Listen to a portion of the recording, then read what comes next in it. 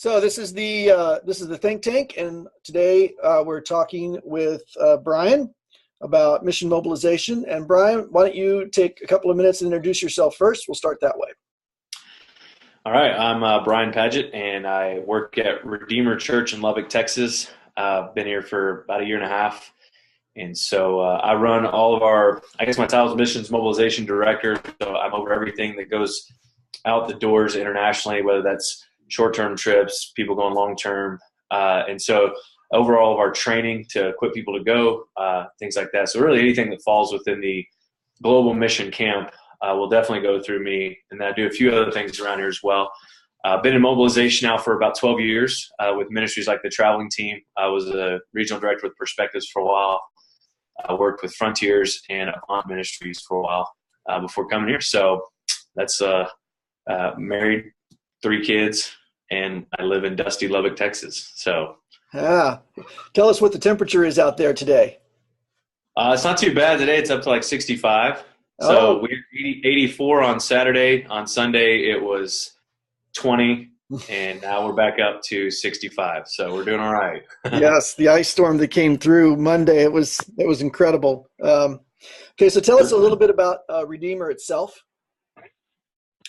Redeemer is a 6-year-old church plant. We were planted out of a church here in town, Southern Baptist Church called Southcrest, 6 years ago on actually January 13th. So that was our 6-year anniversary. And it was kind of birthed with a vision, what they call 2020 vision, that by the year 2020, we wanted to have supported and partnered with and developed 20 church planners to do domestic church planning here in the States. That would be church planning churches. We're part of the Acts 29 network of churches. And so that was the stream that we do that in. And then the goal is also to have 20 teams out internationally that were doing church planning, whether that was Redeemer church-based teams or people on church planning teams by 2020. So 20 of those teams out among unreached, unengaged peoples by the year 2020. So we have currently 7 teams that we're a part of or leading that are out as of right now. So how many people are typically on a team? What's that? How many people are typically on a team? It depends. And the teams that we have that are out, we actually have one that's actually a full-on church-based team. And until October of this past semester, we had, I think it was 8 people on that team. And 2 married couples within a month of each other had major family issues back home that they had to come back for. And then there were 2 singles on the team. One left. They were finished with their 2-year language school. They were in the Middle East. And so one of them has stayed on. He's actually getting married, so I guess there's a +1 there. And then the other one's come home and is planning to lead a team back into a different direction. And so we're kind of restocking that team. The other teams are in process. And so some are going to be team leaders. They're just to the field within the last year. And so they're figuring out that's 3 of those teams. Another one, the guy's about to become a team leader. He's been on a team with one of our other people. They've come home. And so now he'll be stepping into a team leader role. And but yeah, really we only have one that's all people from our church. The others are working with people that are from, other churches, or we'll be filling it up with people from our team in the next few years. So ballpark, about how many people do you have on the field at this point? So we have, I say we have 10 units. A year ago this time we had 16 units. And so you can see how many people have come home and within the last year.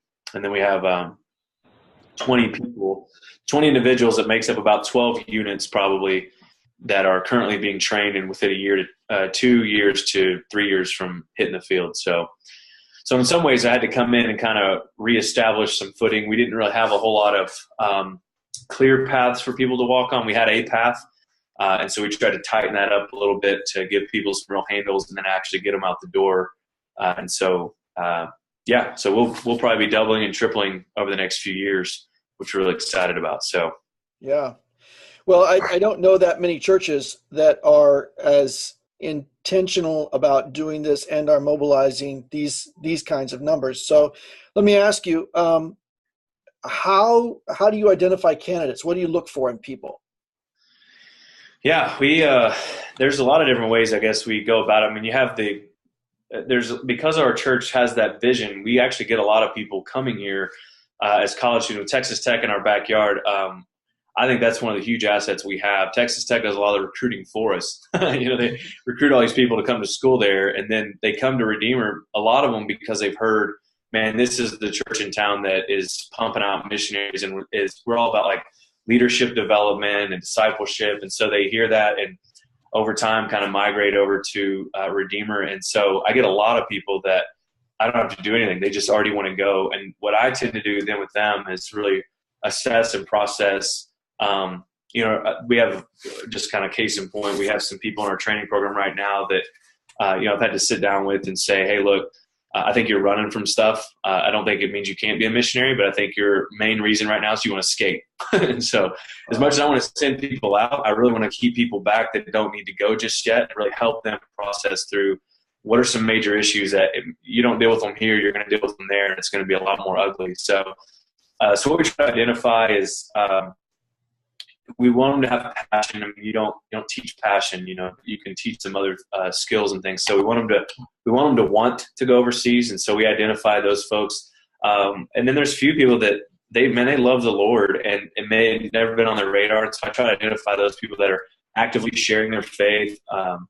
Maybe they have certain skills or business background or something that actually be really useful overseas, and just try to sit down and cast the vision like, well, hey, what if you did this in a foreign context? The really only difference there is language and culture. Like, you're already doing your business well. You could do it in another context. And so for some, it's casting vision, but I've been shocked, I think, being here a year and a half, how many people I haven't really had to do that with. And so we have, like I said, 20 people in our program this year. We've probably already got another 20 to 30 that told me they're ready to do it next year. And so I think it's going to continue to grow from there. But again, that's the benefit of a university in your backyard. You're pulling in people from all over the place. And then we have perspectives. We posted it every year. So that helps I go in and I'm able to identify a lot of new people there, people that came in going, I don't really know what missions is. By the middle of it, they're going, I think this might be for me. And so I can really come in and help really give some counseling and coaching them. The years that I had with the traveling team have been really helpful for that. So, yeah. Okay. How did the church decide they were going to, just completely side question, how did the church decide they were going to plant where they did? Because it seems like you're benefiting from that, connection to the university.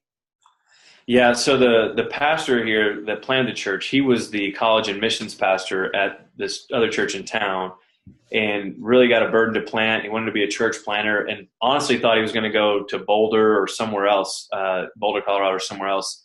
And just as they were, getting more serious about that, really felt God just saying, no, I want you to plant here in Lubbock.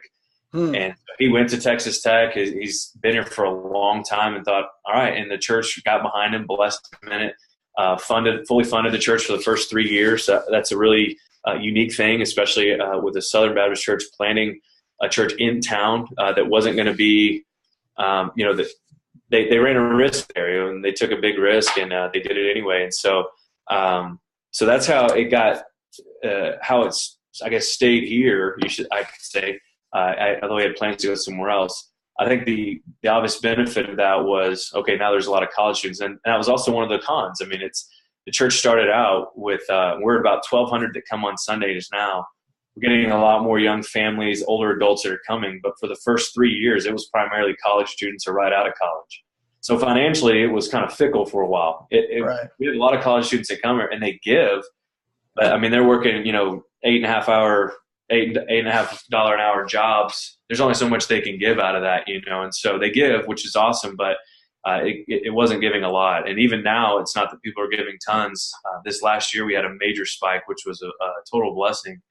But yeah, the church is committed to funding a missionary as well. And so, we give 10% right off the top, goes into a missions fund.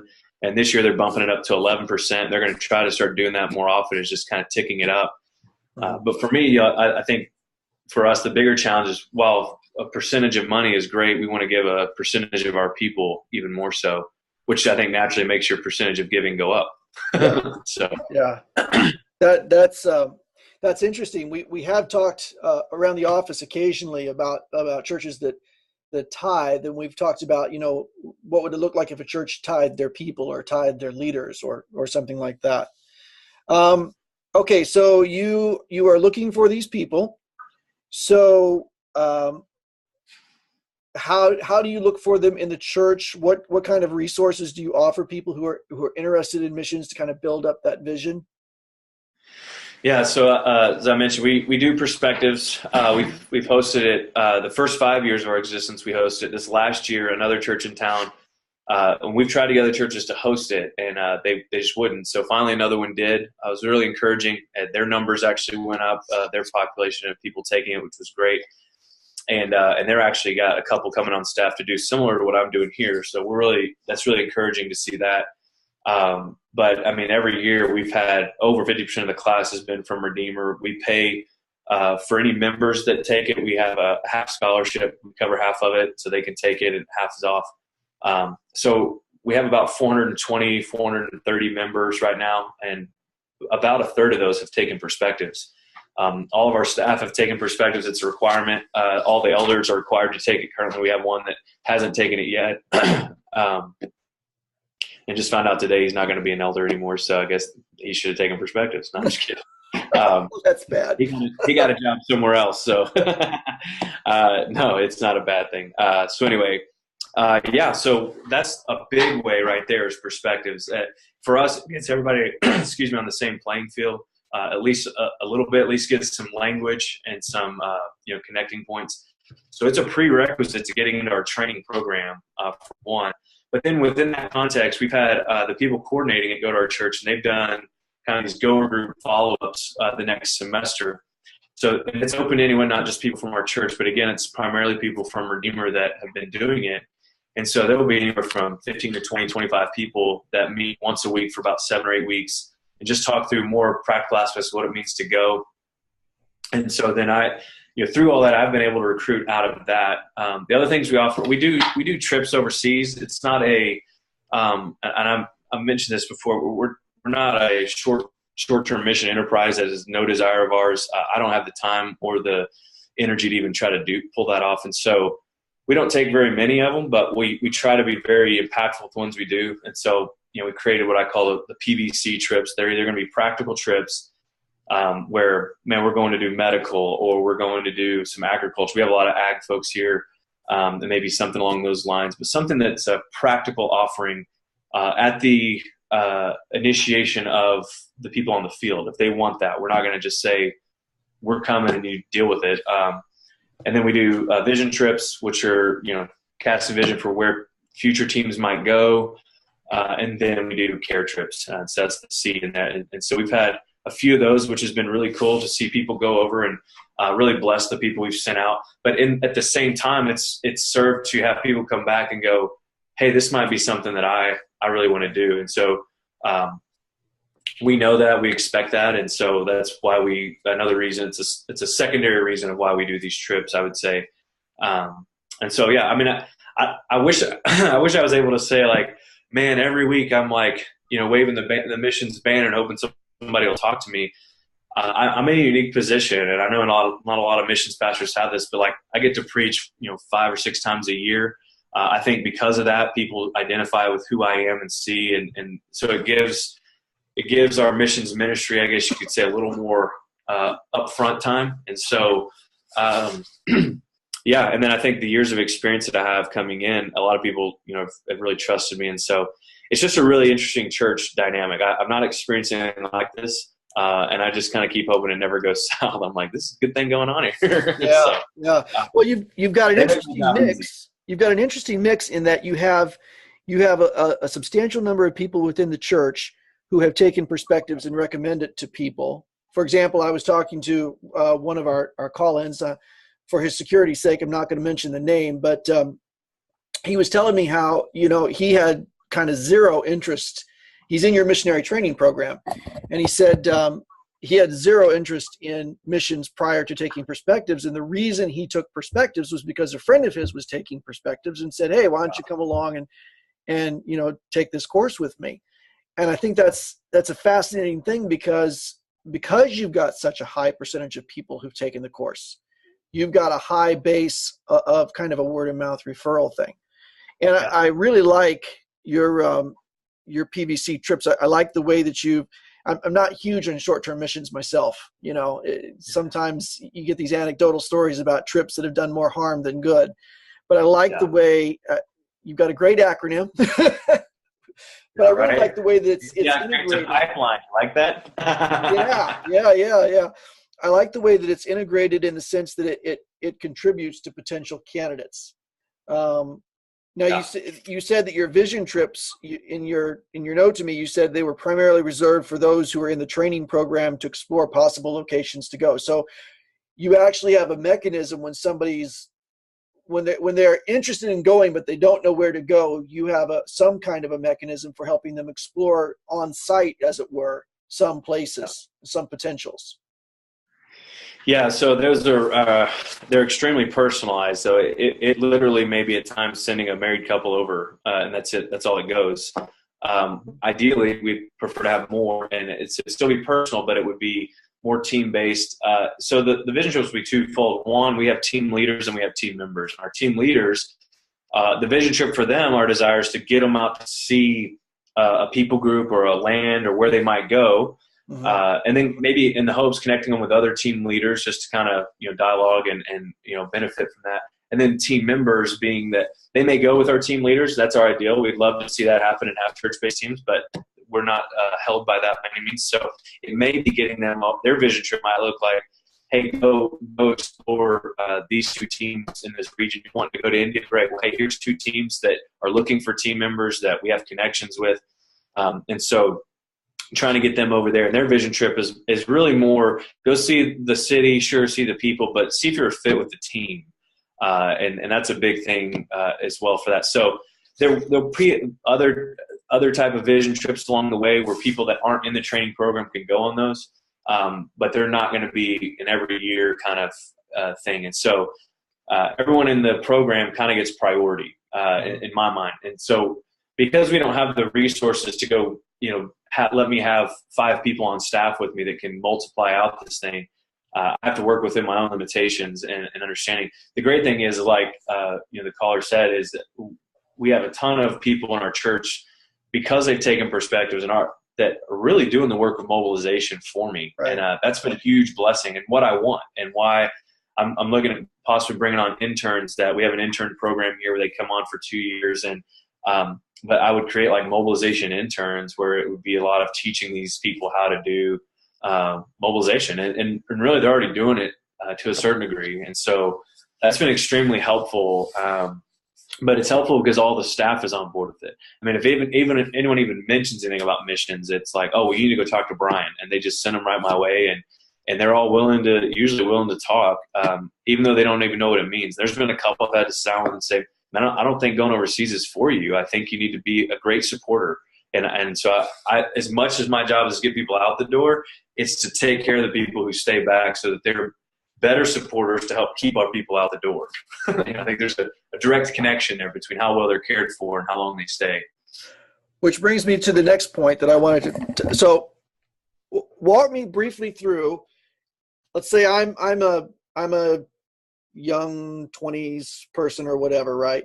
And I think that maybe, I've heard a sermon or I've heard of something and I think that maybe I'm interested in missions, and they say, go talk to Brian. So I come talk to you and you say what? I catch you after church. I catch you after church in the hallway. And I said, Jack told me I needed to come talk to you. I'm interested in missions. I want to know a little bit more. What do you say? I either get their email or they tell them to email me. Usually I try to tell them email me and let's see how serious you are. If you really want to meet with me, email me. Let's meet up. But I have a lot of coffees and lunches, and I love that probably more than anything else about my job is just sitting one-on-one. And then, I just kind of grill them with a bunch of questions, just to try to piece it out. I'm not the big 30,000 foot visionary guy. Like I get vision, I see vision, I see it in puzzle pieces. And so as you're talking to me and I hear things, I can put things together in my head and then go, hey, why don't you do this? What if this is what happened for you? And so like part of our training program, we do go plans. And so I sit and I read their go plans. I listen to them, ask questions, and I start piecing together and saying, what if you did this? Or here's some next steps for you. And so I would do that with a guy that I don't even know, partly because I don't know him. I wrote a article for the Missions Catalyst magazine a while back about listening and how 90% of mobilization is listening. And that's really something I learned with the traveling team was I could have an hour conversation with somebody and give them a bunch of information and say, here you go, you're mobilized, and move on. Or I could give them the information, pause, and start asking tons of questions to see where they're at and where are they getting thrown off, what's confusing them. And then at the same time finding out, man, are you really a person that needs to go overseas? Like I'm just telling you, I mean, in a year and a half, there's been 3 or 4 conversations I can think of with people that I'm going, you don't need to be a missionary. Like, for the sake of everyone out there, don't be a missionary. Like, not that you're a horrible person, but like, this is just not up your alley. Like, you're trying to feel spiritual right now. You're trying to do something that you just don't have to do. And letting people know, like, you think as the missions guy, I'm just going to send everybody out. But after working for some agencies and seeing people come in that you're like, you've never shared the gospel before. Like, why do you want to go overseas? So, if they want to do that, then I want to give them that training. We want to equip them. Right. And so that's why we have the training program. And that's usually going to be the next step for a lot of people if they're very serious. But I really try to identify, where are they at in school? Are they, how are they doing with stuff? I try to talk to people that know them even. Sometimes it's our university minister, we get a lot of those, and I'll say, hey, tell me about this guy. And I've been shocked at how many of them he's like, yeah, he kind of wants to do everything. And so I'm just another person to talk to. Well, it's good to know that. Right. I don't want to rule him out, but I'm going to ask probably some different questions just to try to find out, do we really need to spend time on this, or do I need to go give him some things to do? Let's see if he's faithful with those. And then, like, okay, now we can move on there. So it's really a lot about having some points up front that are checking to see if this person is going to be fruitful, not just head knowledge, but actual real world chances to bear fruit. Yeah, there's a degree to that. I'm looking for, a lot of character things that stand out. I mean, what are they actually doing with their life? Sure, you can communicate the gospel, but are you actually communicating the gospel? Do they understand discipleship? And it's not so much if they're not doing that I don't want to talk to them anymore. It's probably going to be all the more, hey, you need to go, let's come get trained in this, or let's start doing this. But for some folks, like I said, it's just psychological, and like they're you can tell they're escaping something. Some of them they've grown up in Lubbock and they just want out, and I get that, I understand that, and it's like, but that doesn't mean missions is the next alternative, or the next thing you have to go do. And so I really want to serve them well, and so I don't want to just be the guy that. I think we've all had those conversations where you get that kind of quirky person that comes up, wants to do missions, and you're like, like you couldn't picture them on a team with anybody. They're just out there. And right. So instead of kind of being like, no, just leave me alone, you're wasting my time, I really want to try to serve them and find out, okay, what's a good logical next step for you? And maybe it's not missions at all, and that's okay.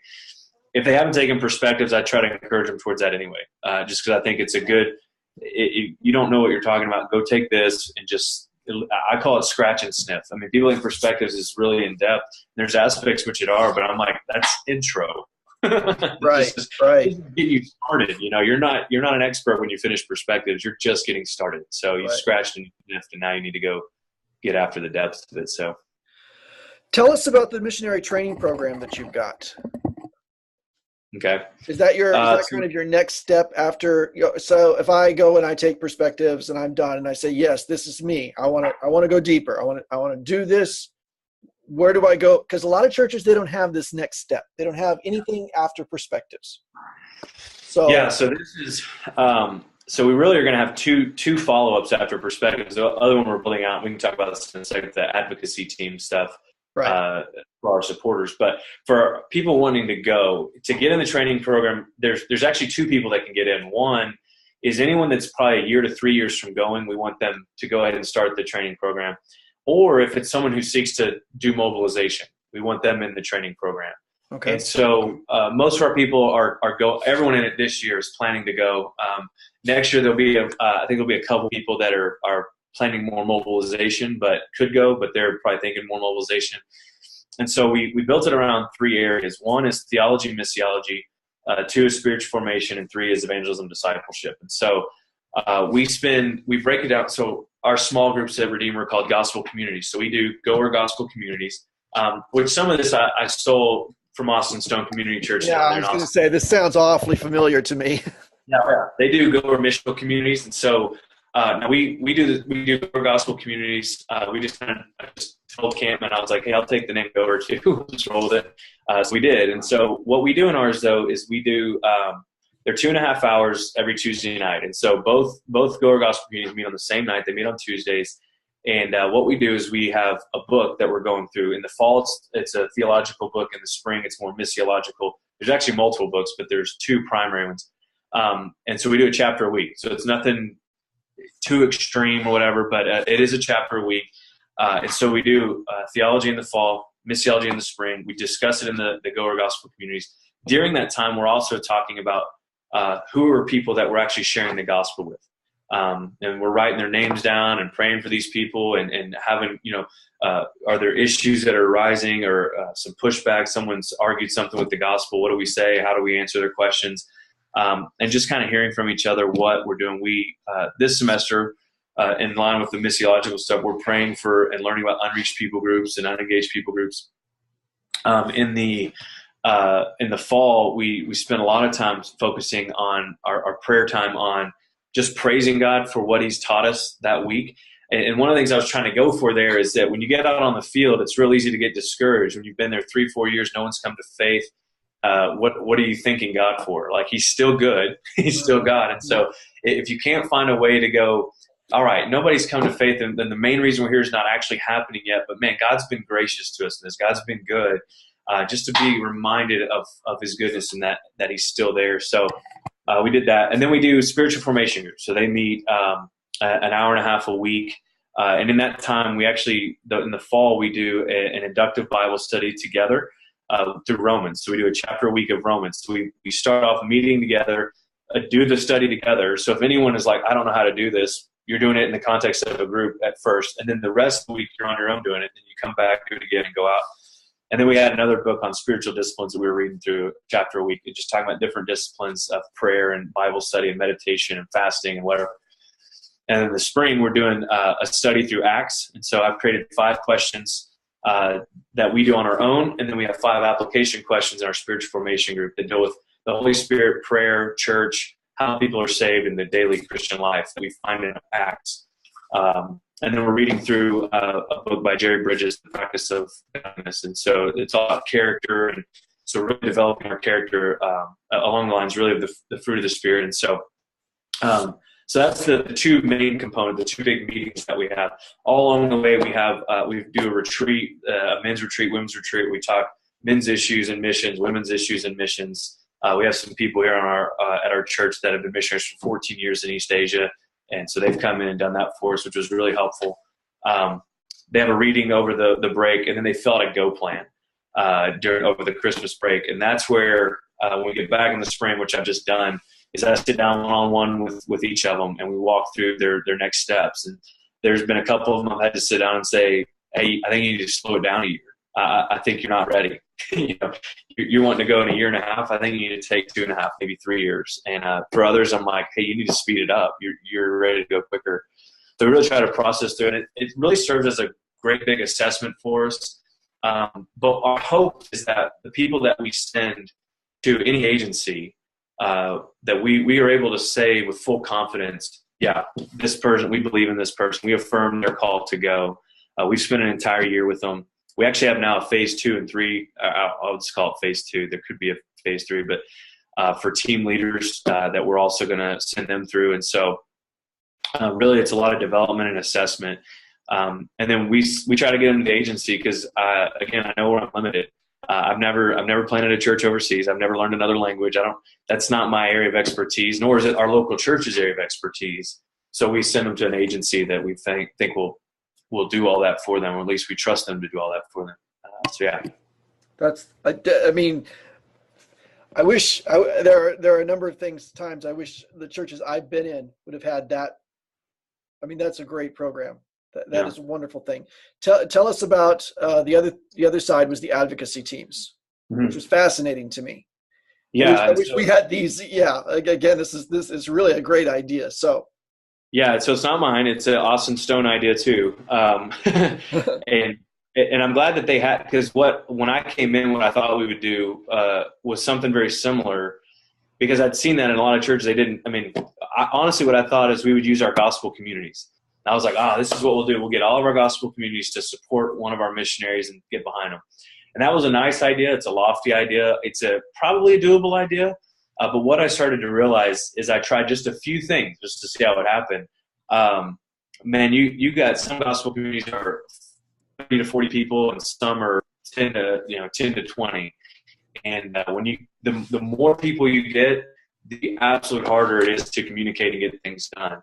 And so the Stone, what they do is they have 5 roles on an advocacy team, but you can have up to, I think, 12 people on the team. We're going to probably limit ours to just those 5. We might have a few others that are in on it. But the 5 roles there's like a team leader, there's a physical needs coordinator, there's a communication coordinator, a prayer coordinator, and a reentry coordinator. And so really what happens if me and my wife went overseas, we would tell the missions pastor, all right, here's 5 people, probably give me 10 names just in case, of people that we would love to be on our advocacy team. Now, I'll probably have communicated with them, but they'll talk to them too. We're going to host a training on what this looks like, and then start getting people to sign up to support these people. But they basically become, they're your advocates. So they're not just your support team. They could be financially supporting you, fair enough, but they may not at all, and that's okay too. We want to see support in a much broader aspect. We hear a lot of people like, we think support, we think money, and I'm like, it's got to be so much more than that. Otherwise you're just an ATM as a supporter, and nobody wants to be an ATM. And so how do you actively get involved and kind of do the 3 John 5:8, be a fellow worker for the truth? How do you actually be a co-worker with these people you're sending?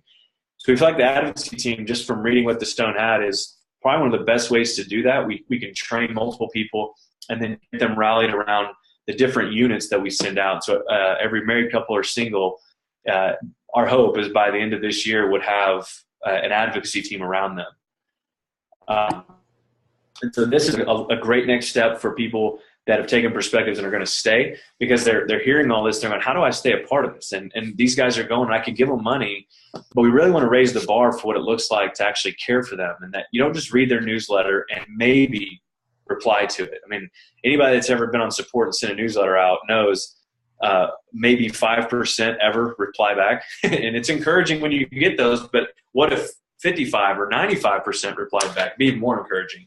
And you just wonder sometimes, is anybody actually praying for us? Does anybody actually know what we're doing? I came back often from the road with the traveling team, and our church would ask us, where have you been? And I'm like, you've got to be kidding me.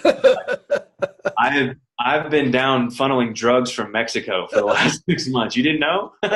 Thanks for the money. So I'm like, you better be up to speed a little more on what's going on, because you're investing this money in me. But I think it just is it's a natural disconnect, because out of sight, out of mind. They give money and, well, we trust you, and that's great, but I need to know that you're really behind me. So the advocacy team, I feel like for us, is going to really create some tracks for people to run on and support, and there's accountability. Like, 'cause I'm going to meet with the team leaders. Like, are you meeting every other month and praying for? They have to have Skype conversations with their missionaries. They have to advocate for them. If I'm not hearing about a certain missionary, I'm going to come to them and be like, why have I not heard anything? Why is the church not hearing anything? Because you're now their advocate. So that's what we want, as to give them something very practical they can do. All we ask them to do is to commit for as long as till the next time they come home. If they want to re-up, they can, but at that point we can transition and bring someone else in. So at this rate, if this happens, right now we have 10 units out. So that's 50 people. In the next 2 years, we'll have another 12 out, 10 to 12. So that's 50 to 60 more. So now you're at 100, 120 people. Well, then a few years after that will be another, 10 to 15 more. There's another. Well, all of a sudden, almost every one of our members is being asked at some point to join an advocacy team, or will have been on one. So for nothing else, they move on and go to another church. We get a lot of college students that are here and then they're gone, or grad students, they're here and they're gone. They can take that to their next church and say, hey, we want to, this is what we did back in Lubbock, and it was really helpful. They can even remain on teams. We ask that at least the team leader or someone be on here in Lubbock that can report back. But your advocacy team can be people that were here in Lubbock and they graduated and moved to Dallas, and they can stay on your advocacy team. So we want to train them and equip those folks, because as much as I care about sending our people out and love on them, I've really been burdened over the last few years for for those that stay in support. I mean, I try to raise the bar for them in this, that when Jesus says, as the Father sent me, so I send you, God's the sender, the Father's the sender. So it's no, small thing to see God as your example for sending. He's not a second-class citizen. He didn't sit there in the Trinity going, well, I'm not as spiritual as Jesus, so we'll send him and I'll just be the sender. So, yeah. There is an element to that, and then I want to talk about the missionary covenant, but there was an interesting element to what you just said, which is, again, the caller that I was talking to earlier, he mentioned that, he had gotten a vision for missions while at Redeemer, and then he was away from Redeemer for a while. Yeah. And then he came back to Redeemer, and he's in the training program now. And I was thinking about how this intense mission focus, both on training and awareness and sending people out, but also, I mean, this is a pretty intense focus on the sending component for for the advocates. And people don't stay at one church all their lives. So in a way, you're not just sending people out. You have the ability to spread this DNA to other churches, in a sense, through these people that are going out. Yeah. I think that'll have a very interesting impact over time. Yeah, I'm really curious about what that's going to look like. And even like our internship program here is really, it's designed to be a program where people come in who would say, man, I have aspirations of being on staff at a church someday doing what you're doing. So whether that's university ministry or children's ministry, whatever. So there's the hope is that I would be able to have guys come on that would intern under me and develop them and say, okay, now, here's a church that's looking for a missions pastor or director or whatever. Okay, you can go and you can begin to implement some of these things. Now, having been around, like with the traveling team, like we visited a lot of churches. I was in over 38 states myself, and multiple churches. Every Sunday we were in a different church. And so some, I looked at and was like, man, I would love to come back here. This would be great. And others were like, I'd have been better off sleeping in. It's like, and so you got a mix there of churches, but I know from friends of mine that are missions pastors and other, like, I know that what I have here is extremely unique. I don't come to work going, I feel like I'm banging my head on a wall. Like, if anything, I feel like they just keep going, hey, no, here, do this, do whatever you want. And I'm like, you guys really trust me. So there's a level of humility in that, because I'm going, crap, I don't know what I'm doing. Yes.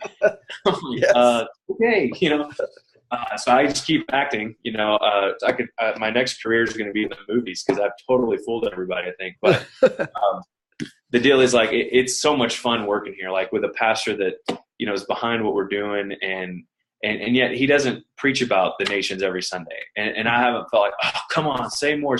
Like he does every year. He talks about it, but every members meeting, we give an update on the 2020 vision we're talking about. We are constantly, we've had a steady stream of people we've commissioned to go out, or we've had people, the perspectives that we promo that big time every year. And so people know that it's just kind of part of our DNA. I mean, it's just who we are. Well, you go into a church that's been around for 50 years and it's not in their DNA. Right. It doesn't matter how much I train you in what we're doing.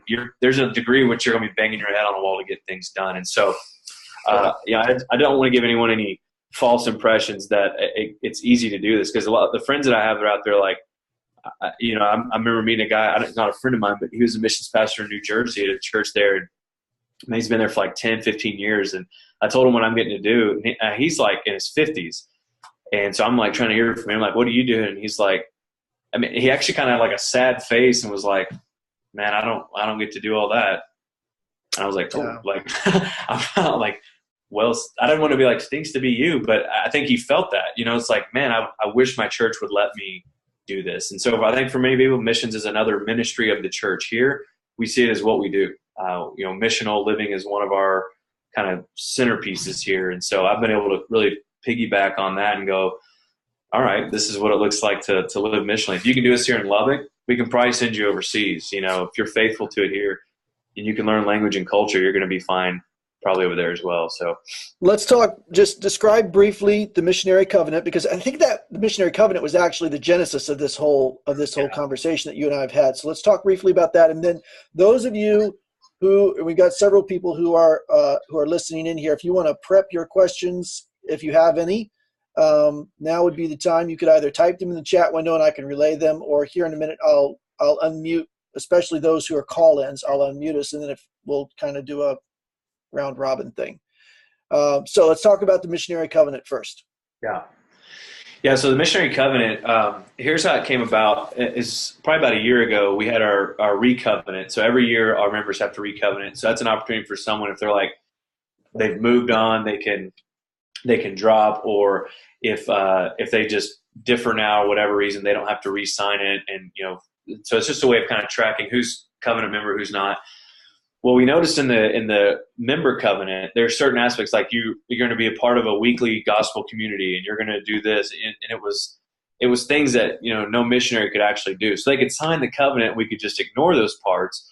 Or what it really gave us an opportunity to do is me with the guy that's kind of over our membership, we kind of toyed around with this idea. We said, what if we created a missionary covenant? And so I started to kind of go, I was like, yeah, okay. I didn't know anybody wanted to do stuff like this, because I've heard of like memos of understanding between agency and between teams like that. And it's kind of that idea. So it's basically saying, okay, we have Redeemer members and we have Redeemer missionaries. And so we have a covenant for our members, and it tells them what they can expect from the church, like our covenant to you and our leadership covenant to you, and then what they covenant back to the church. Well, then we're forming one. We have a rough draft in place right now that we're tweaking, but a covenant that takes a lot of the same things that we have with our members, and then we have a specific section at the bottom that tweaks things that we expect of our members that we can't expect of our missionaries, and then tweaks it by adding in, here's what we expect from our missionaries. And so it's things like, just basic stuff that, anyone would assume is going to be there, but in writing, it gives more strength to it. So it's that you're going to communicate with us, at least every 2 months, you're going to touch base with, whether that's a newsletter or a Skype call or something. But then that's on the church side and on the missionary side. And then, just keeping us informed, that it shows that they agree to go through our training program, where they've been through it. And so there's nothing fancy about it, I would say. There's no like, oh man, the wording of that's really good. It's just simply taking, I think, these unwritten expectations that, because I have friends that are overseas and they're like, man, my church doesn't care for me. My church doesn't do this. But you ask the church and they think they're doing everything. Right. And if you can look at it on a document and say, no, you haven't been doing this. Oh, okay. Now they can hold us accountable and we can hold them. So I'm more excited for the church somewhat than the missionary, although I know missionaries need to do their part of it. But I think that's the biggest thing I hear is, and this is how it got started on the Twitter thing even, was someone saying, well, man, my church sent me overseas. They dropped me down from member to, yes, that's right, whatever it was. And I'm going, they said you can't be a member anymore. Exactly. It shocked me. This person has become a missionary. They've gone overseas, and the church said, you can't be a member of our church anymore because you're not here. And what it got down to was a very legalistic, to my mind, it was kind of this legalistic thing of, you can't fulfill your obligations to the church as a member. And so therefore, I'm thinking, they're a missionary overseas. Well, it's different. And so that's what we want to acknowledge, is that it's different. But you're still with us, and we want to give that spiritual care and authority and nurturing, even though you're not doing day-to-day stuff with us. But that's why the training program is such a big deal. It's like, this is us caring for you. This is the front end of that. Like, it's an opportunity. That's why I say it's an opportunity let's get 30 people in there so that we can find out if one of them doesn't need to go. We're okay with that. And if that means 10 of the 30 don't get to go, that means we're doing our job. We feel like to care well for them and to serve them and do that. But then if we sent them, we've also assessed them and seen like, yeah, we're behind you, but we're kind of the Acts 13 going, hey, we're putting our hands on you and saying, yeah, we believe God's called you to this. And we feel with that, there comes the added responsibility on our part to care well for you, because we're affirming that God's calling you to go. We're the ones commissioning you to go. And so we have this mutual expectation that, hey, you're going to stay up with us. You're going to connect with us. You're going to allow us to send trips to you. Now, it's not, like I said in my answers to you in the email, was that I see it as a field-led. I floated out there. I'll say, hey, are you willing to have people come? Like we have a couple in Southeast Asia. And I said, hey, would you be willing to have some people from our training program come visit you guys this summer that I think would be interested in being on your team and just see if you guys all connect. And I'm like, man, this summer we're moving to a new island. We're not going to be able to do this. Like, let's wait. And I was like, okay, well, that's fine. And the expectation is that you're going to work with us on that. But Right. we're not going to say every year we're sending 8 trips to you, and so you just need to suck it up and deal with it. If I was going to do that, I would put somebody on that team whose sole responsibility is to field 8 teams a year and leave everybody else the junk alone so they can go plant churches and do their job. So then we'll have the mobilization babysitter on the team there so that when we send our 8 teams a year, there's someone there that can take the time to set up all that. Because you do that, that's 16 weeks out of the year, Right. at least, but not to mention all the stuff that goes into it. So you're almost cutting out half of somebody's year just to get a bunch of people over there who will probably sign up for the same trip for the next 5 years and be short-term missionaries. So, man, if you're going to do that, I would just say put someone on the field who is your missions receiver, and he's just there to receive people. He ain't got to learn the language, nothing. He's just going to give half the year to receiving people and showing them around. Yeah. And let them get some souvenirs too along the way. So, Okay, so if you've got questions, Mark's already posted a question here. If you notice, if you hover your mouse over the screen, there's a little menu bar at the bottom, and one of them is chat. That's a chat window. You can bring that up and you can pose a question. I'm going to do Mark's question first, and then I'll unmute our 2 call-in users here and see if they have anything. But Mark says, does the church have categories for the congregation and missions? For example, they're either goers or senders. Is there anything in place to help every member think of themselves as mobilizers? There's nothing, I won't say there's any formal language. I think there's a commonly held understanding of if you're not a goer, you're a sender. There's those that just kind of seem to already be there. Again, with so many of our taken perspectives, there's a lot of people that get mobilization. Our 2 biggest there's the couple that host perspectives here. They've been doing it for 10 years now. They're members of our church. And Andy and Alyssa Hedges. So if they're at all listening to this ever, then props to you guys. Man, those guys have probably, and I've said this in perspectives class, and I told him to his face this, so he knows that I've said this before.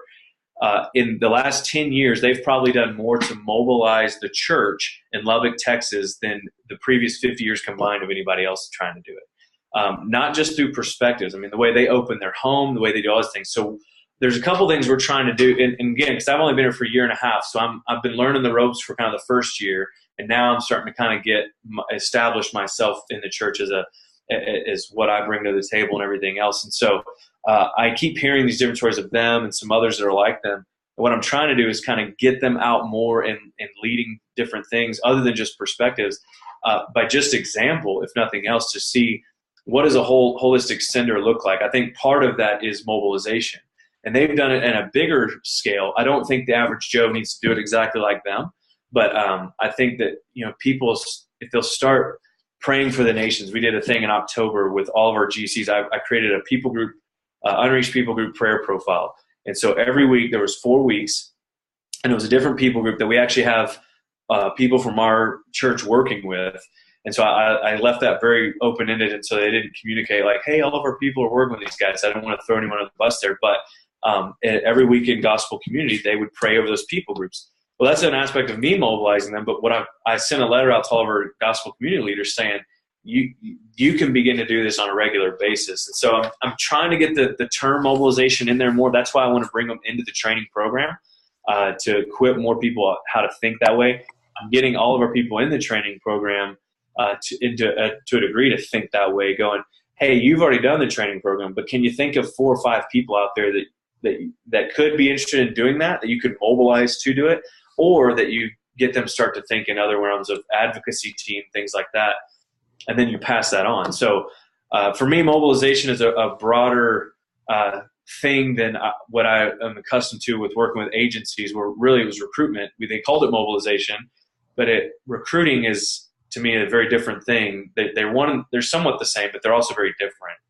So I'm trying to bring that terminology in. We don't have any necessarily formal language. We don't have from the front, like, hey, if you're not a goer, we want you to be a sender or a mobilizer. I'm really trying to take it from the perspective of whether you're a go or a sender, we want you to be a mobilizer.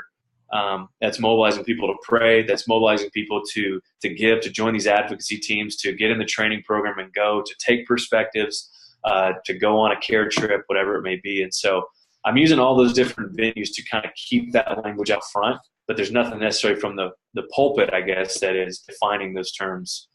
Okay. I don't know if that's really the question or not, but that's kind of where we're at. Okay. Let me unmute and we'll okay, so if you're a call-in user and you've got a question, this would be the shot. If anybody has any questions at this point.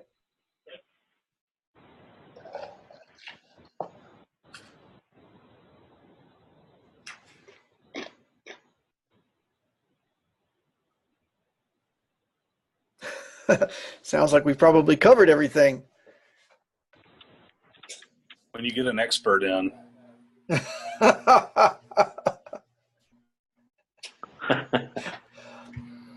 Doesn't look like Brian's going to go with that question. Oh, you asked a question? No, I was making a statement. You covered everything. Okay. All right. Okay. Well, if there's no questions, then I just have one last, two kind of last ones, and we'll do the first one quickly. What would you say is like your biggest challenge that you've uncovered? The biggest challenge that I've uncovered? Yeah.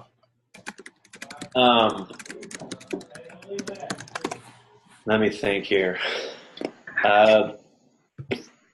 I think our biggest challenge, and I think it's coming. I'll say I don't know that it's necessarily hit right now. I was actually telling my wife this last night that the training program, for all practical purposes, was actually pretty easy. I mean, it wasn't hard to set up, and we already had there was a thing in place before I got here called the Redeemer Mentor Program, and it was very open ended. It was good. It was good stuff, but it was, man, you could start today and finish in 3 years, 4 years, 2 years, 1 year, however long. It was just kind of up to you. So this gave us some more parameters, and it just wasn't that difficult to set up. Now it has some things that I'm going through it with everyone this year. I'm realizing we need to change and do differently, and that's probably going to keep happening. But it's the skeleton's there. It's just kind of building out the body of it even more and sharpening it up. But I think the advocacy team thing is going to be a bigger issue for us because it's not going to be the same as a training program. I can start it in August, end it in May, and the advocacy team deal is a ongoing process of trying to really get more and more people to join it, getting the people who are on a team that whenever they transition off to encourage them to find someone to replace themselves, and maybe sometimes they don't, and maybe someone doesn't get an advocacy team for 6 months, and that's going to stink for them. And I think that's going to be one of our biggest challenges, even though the mission's